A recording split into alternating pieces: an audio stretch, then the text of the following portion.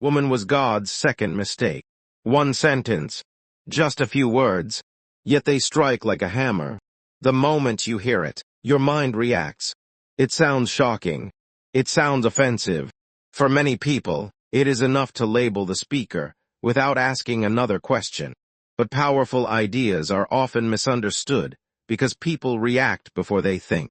Long before Friedrich Nietzsche repeated this famous line, the philosopher who deeply influenced his thinking had already built the foundation behind it.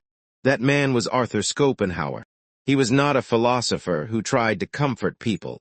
He was a man who believed that truth is often unpleasant, and that most people prefer beautiful lies over painful reality. Today, we enter one of the darkest and most controversial parts of his philosophy. Our goal is not to agree with him. Our goal is not to defend him. Our goal is something much harder to understand, why he thought the way he did. Because if we reject an idea without understanding it first, we learn nothing. Sometimes the most uncomfortable thoughts force us to examine our own beliefs. And that is where real philosophy begins. So before judging Schopenhauer's words, ask yourself one simple question. What if a disturbing idea contains a small piece of truth that most people are too afraid to examine? That question alone is worth exploring. To understand his views about women, we must first understand the foundation of his entire philosophy. Schopenhauer did not believe the universe was guided by kindness, justice, or reason. He believed something much darker controlled everything. According to him, behind every human action, every dream, every ambition, and every relationship, there exists an invisible force. He called it the will to live. This force has no wisdom. It has no morality. It has no compassion. It has only one purpose: to survive, to reproduce, and to continue itself forever. Everything around us is simply a tool used by this invisible force. Animals fight because of it. People compete because of it. Nations go to war because of it. Families are built because of it.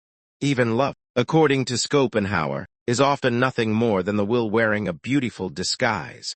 Think about it. A person may believe they have complete control over their choices.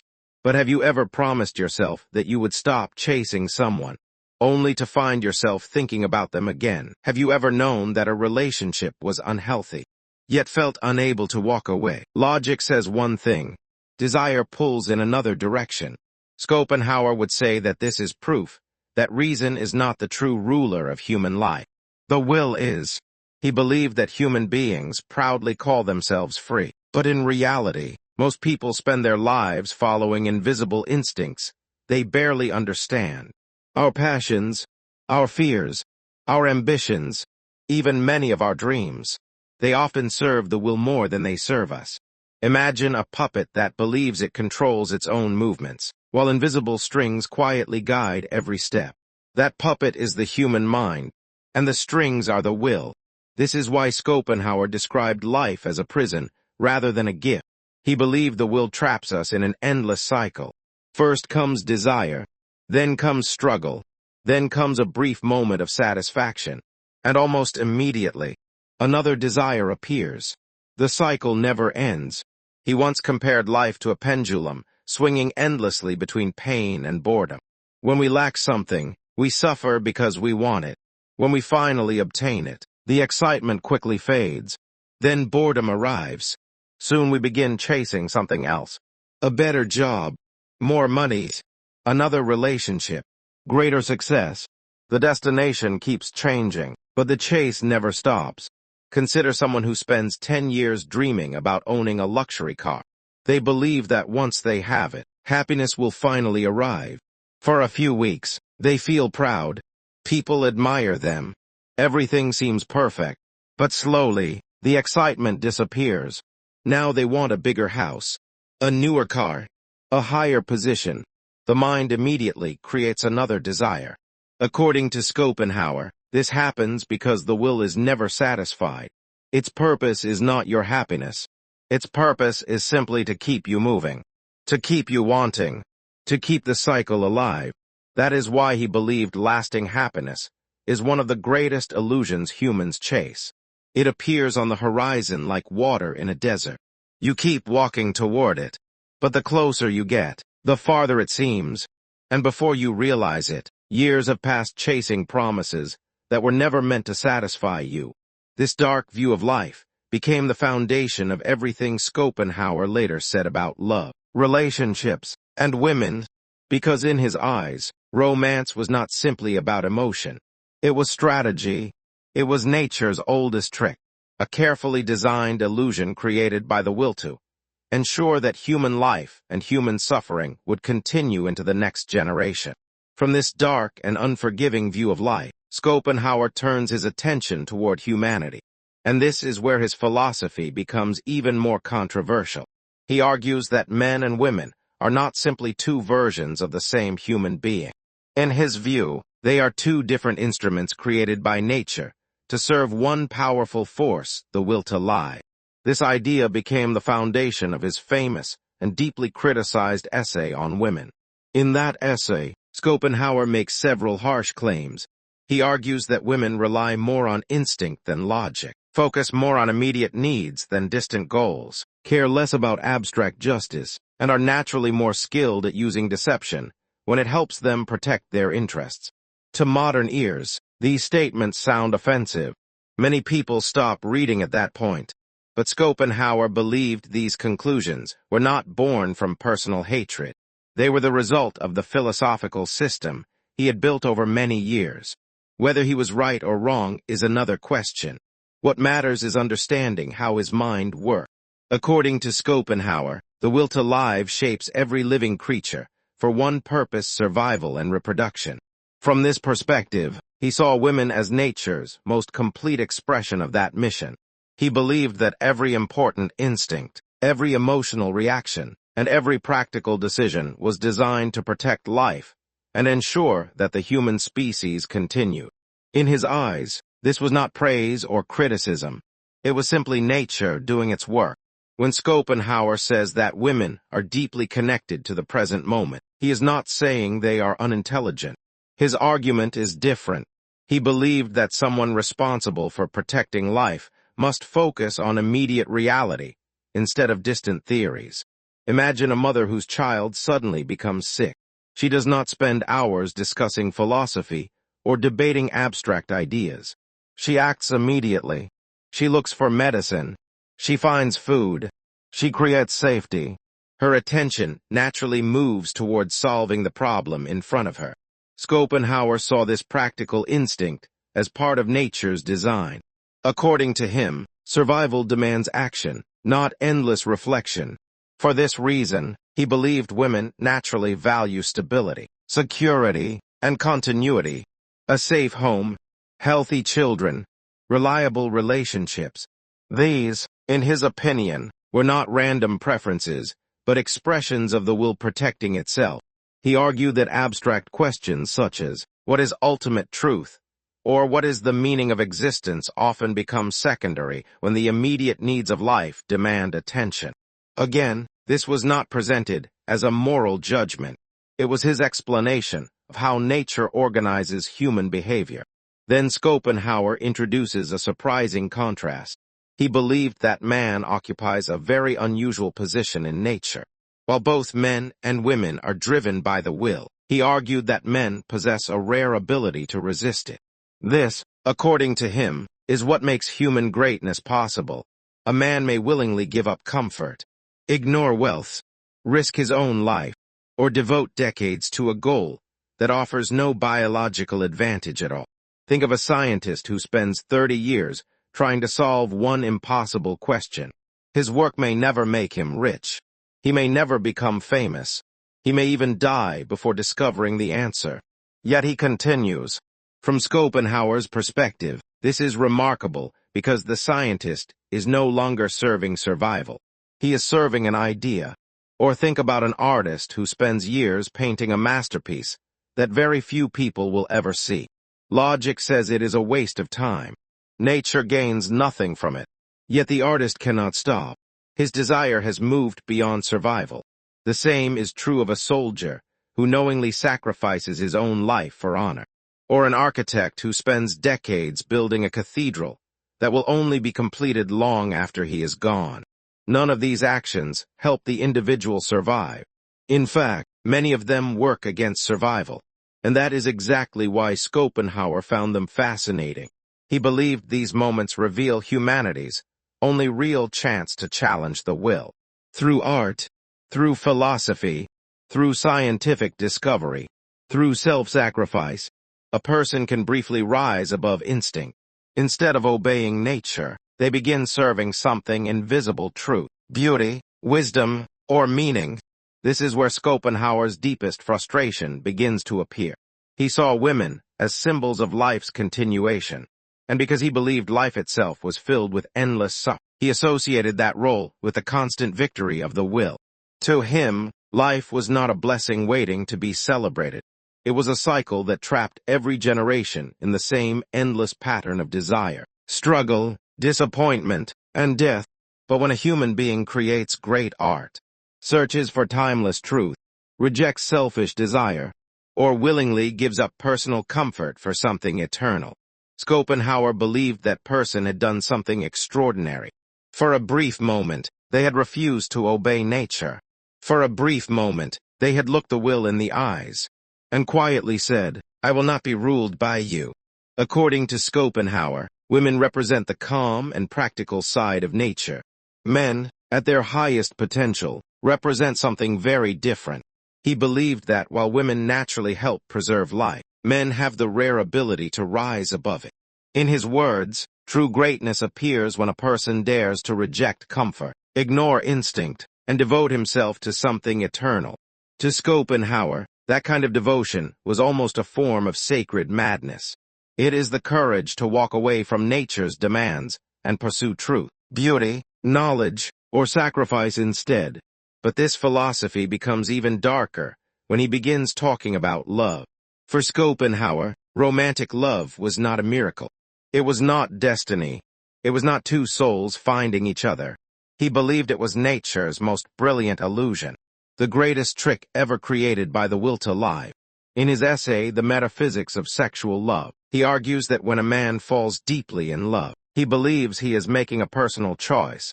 But according to Schopenhauer, that feeling is an illusion. He claimed that the species is making the choice through him. Nature quietly guides his emotions, while allowing him to believe he is acting freely. Everything that makes romance feel magical, the butterflies, the sleepless nights, the poems, the feeling that one person is your destiny. Schopenhauer believed all of these emotions serve a hidden biological purpose. Their ultimate goal is not lifelong happiness. Their goal is reproduction. He argued that love dresses biology in beautiful clothing, so that people willingly do what nature wants them to do. Think about how people often describe love. I can't stop thinking about her. I know she's not right for me, but I can't walk away.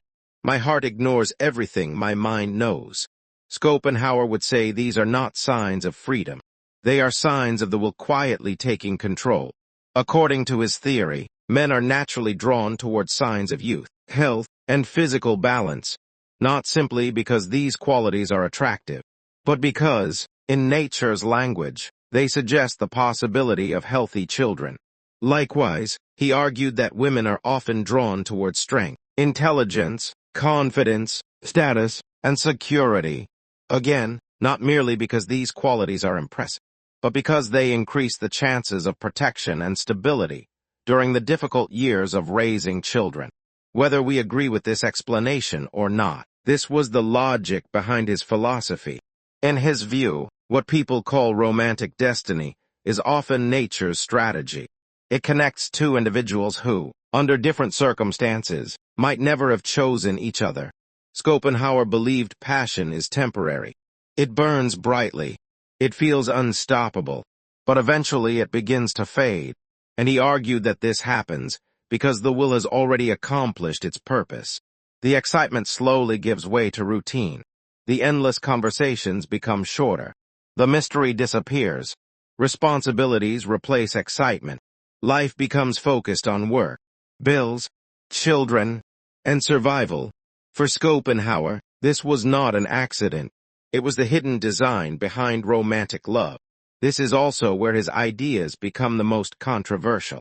He argued that women, even without consciously planning it, understand that attraction gives them influence over men. According to him, charm, kindness, gentle words, flirtation, and even moments of vulnerability can become powerful ways of attracting a reliable partner. From his perspective, these behaviors were not necessarily acts of manipulation. They were nature's tools working through human instinct. He believed that when a woman chooses a husband, she is also choosing long-term protection and stability. And when a man believes he is marrying only for love, Schopenhauer argued that he is often serving a larger biological purpose without realizing it. These are difficult ideas. Many people strongly disagree with them. Many scholars consider them unfair, overly simplistic, or shaped by the personal experiences of Schopenhauer himself. But before dismissing his philosophy completely, he invites us to ask an uncomfortable question. Have we ever seen someone completely change because of love? Think about the talented student who dreamed of becoming a great scientist, but abandoned those ambitions after becoming consumed by an unhealthy relationship. Or the successful businessman who ignored every warning from friends because he believed he had finally found the one. Perhaps you've seen someone spend years building a career, only to give up everything for a relationship that later fell apart. Stories like these exist in every generation. Schopenhauer looked at such situations and believed they revealed something deeper than individual choice. He believed they exposed the invisible power of the will. Many relationships also follow a familiar pattern. At first there is excitement. Every conversation feels special. Every meeting creates anticipation. Then marriage arrives. Children arrive. Daily responsibilities take over. The relationship slowly shifts from passion to partnership. Love becomes less about excitement and more about duty, cooperation, and survival. Schopenhauer believed this transformation was not a failure of love. It was the moment when nature quietly revealed its true purpose. He described it as waking from a beautiful dream, a dream that felt perfect while it lasted, but whose hidden meaning only became clear with time. Yet to stop here would be to miss the deeper story, because philosophy does not appear out of nowhere. Every powerful idea has a history. Every worldview is shaped by personal experience, and Schopenhauer's darkest beliefs did not grow only from abstract thinking. They also grew from disappointment, loneliness, conflict, and emotional wounds that stayed with him throughout his life. To understand why he saw love, women, and human relationships in such a bleak way, we must first understand the woman who influenced him more than anyone else, his own mother, Johanna Schopenhauer. Only then does the emotional foundation of his philosophy begin to reveal itself. To understand Schopenhauer's philosophy, we must first understand the woman who shaped his earliest view of the world. Her name was Johanna Schopenhauer. She was no ordinary woman. At a time when most women had little public influence, Johanna built a remarkable life for herself. She was a respected novelist, highly educated, and welcomed famous writers, artists, and thinkers into her literary gatherings. She was intelligent, confident, charming, and admired by society. But inside her own home, the story was very different. After the probable suicide of Arthur's father, the distance between mother and son grew even wider. Instead of finding comfort in each other, they became emotional opponents. Johanna believed Arthur was overly serious, proud, and difficult to live with. Arthur believed his mother cared more about social status, admiration, and appearances than about genuine affection. Their letters were filled with criticism. Neither side seemed willing to understand the other. Every conversation pushed them farther apart. Imagine a child who constantly searches for warmth, but only finds emotional distance. Year after year, that disappointment begins to shape the way he sees people. Eventually, personal pain can start looking like universal truth. Many historians believe this painful relationship deeply influenced Schopenhauer's later philosophy. When he described women as being overly concerned with appearances, personal interests, or social performance, it becomes difficult to ignore the possibility that he was also describing the woman he knew best, his own mother. His philosophy may have begun with abstract ideas, but it was also shaped by deeply personal experiences. In that sense, his writings were not only philosophical arguments, they were emotional wounds transformed into intellectual theories. It is important to understand something here. Explaining the source of an idea does not prove that the idea is correct, nor does it excuse unfair conclusions, but it helps us understand why a philosopher saw the world the way he did. Schopenhauer was not simply writing about humanity. In many ways, he was also writing about his own pain. Perhaps he wanted to believe that his suffering was not unique.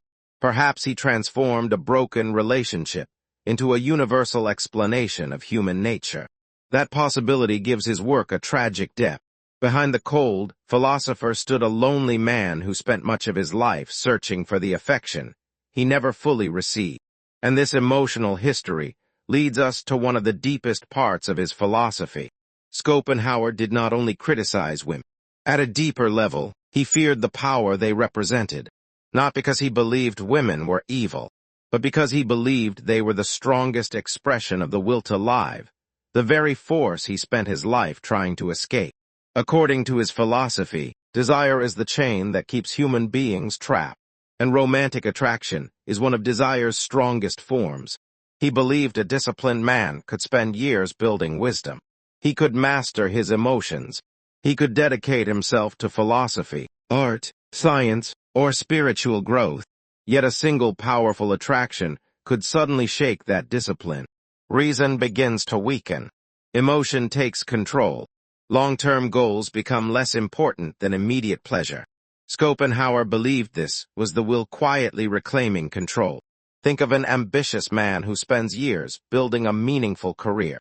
He reads, he learns, he develops discipline, he has a clear purpose.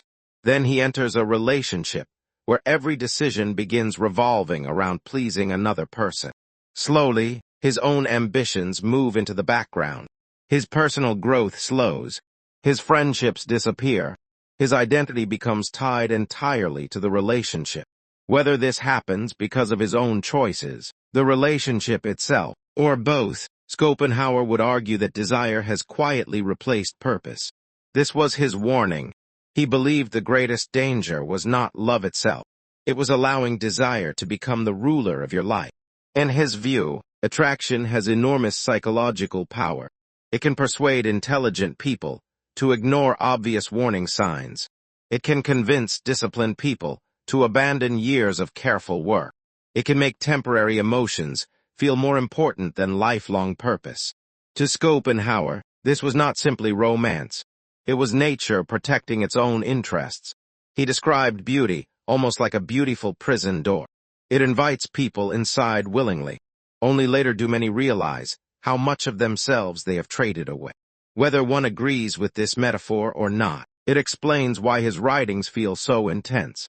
He believed that the strongest prison is the one whose walls look like happiness. Even today, this idea still resonates with many people.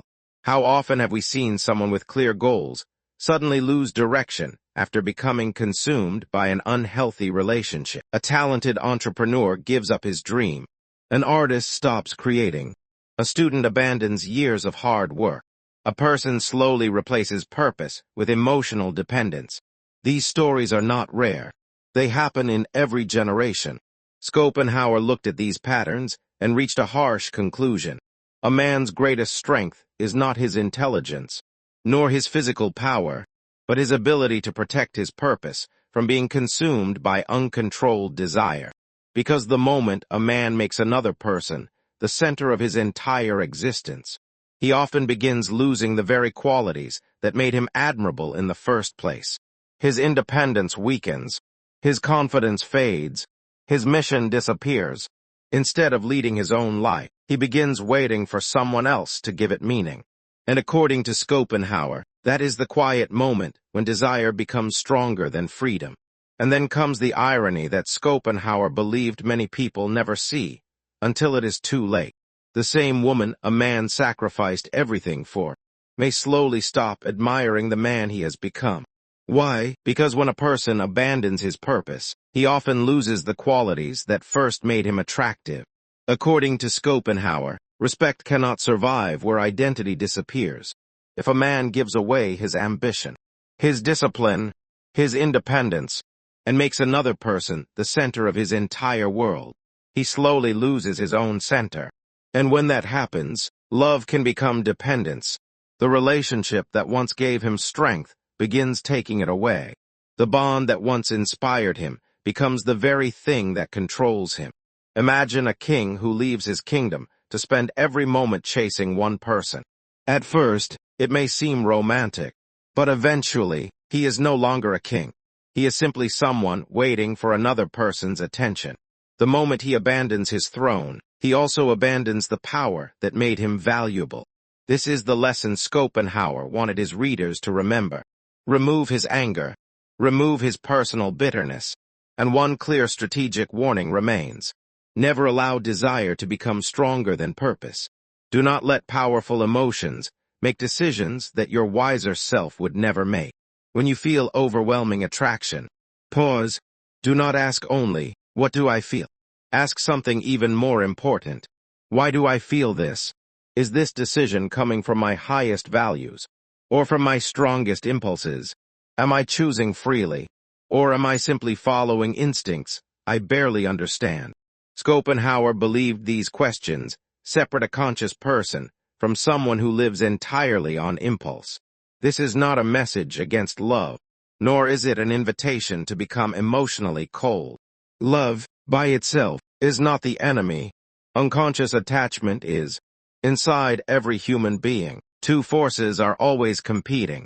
One seeks wisdom, purpose, self-mastery, long-term meaning. The other seeks immediate pleasure, comfort, validation, and instant satisfaction. Neither force can be completely destroyed. Both are part of being human. The truly wise person is not someone who pretends these instincts do not exist. The wise person understands them, respects their power, but never allows them to take control of his life. Think of a skilled captain sailing through a violent storm. He cannot stop the wind.